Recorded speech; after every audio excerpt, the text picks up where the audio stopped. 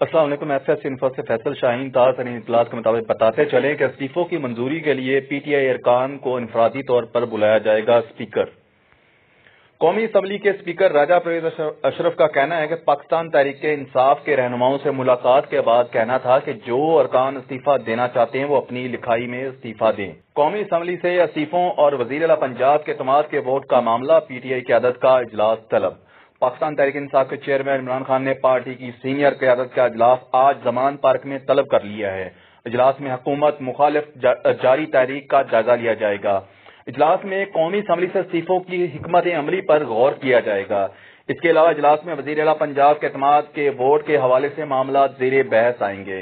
اطلاعات ہیں کہ اس دوران 2 جنوری کو ہونے والے PTI اور مسلم لیگ کاف کے مشترکہ پارلیمانی پارٹی کے اجلاس پر مشاورت ہوگی۔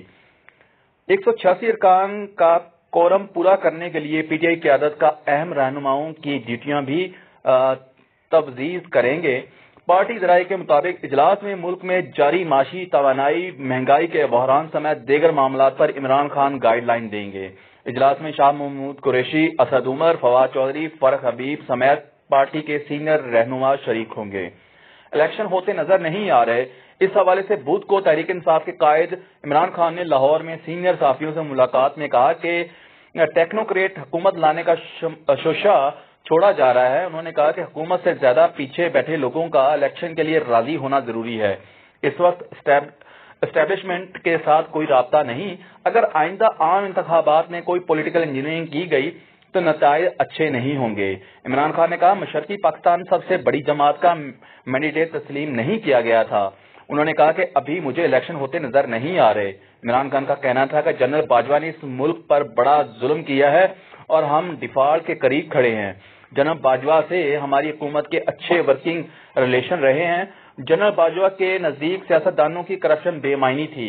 انہوں نے کہا کہ نیب قوانین میں ترمیم کر کے 1100 ارب روپے کی کرپشن کیسز ختم کر دیے گئے۔ مسلم لیگ نون اور پیپلز پارٹی کے مفادات بیرون ملک ہیں۔ جب دونوں خاندانوں کے مفادات پاکستان سے نہیں تو ان سے میثاق معاشیت کیسے کریں؟ لمبی مدت کے نگراں حکومت لانا بدترین غلطی ہوگی، ایسا فواد چودھری کا کہنا تھا۔ جو حکومت بلدیاتی الیکشن نہیں کرا سکتی وہ عام انتخابات کہاں کروائے گی؟ لیکن ملک کے حالات کے پیش نظر انتخابات کروانے پڑیں گے۔ ہم واضح ہیں کہ لمبی مدت کے نگران حکومت لانا بدترین غلطی ہوگی۔ انتخابات مسئلے کا واحد حل ہے۔ رہنما تحریک انصاف فواد چودھری نے خبردار کیا ہے کہ لمبی مدت کے نگراں حکومت لانا بدترین غلطی ہوگی۔ اسی کے ساتھ اپنے میزبان کو اجازت دیجیے گا۔ اللہ نگہبان۔ اگر آپ ہمارے چینل پر نئے ہیں تو لائک، سبسکرائب اور شیئر کرنا قطعی نہ بھولیے گا۔